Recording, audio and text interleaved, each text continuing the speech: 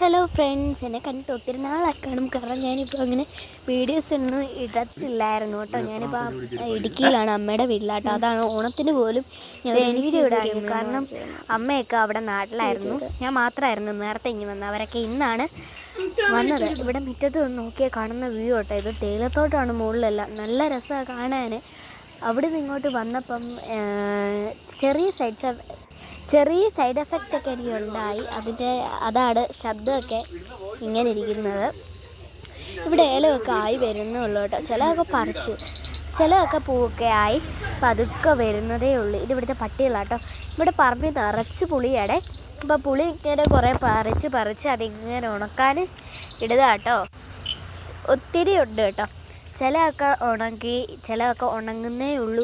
ചിലതിനി ഇത് കണ്ടിക്കാനിരിക്കുന്നുണ്ട്. അങ്ങനെയൊക്കെയാണ് ഇത് കേട്ടോ. ചില ഇങ്ങനെ ഇരിക്കുകയാണ്.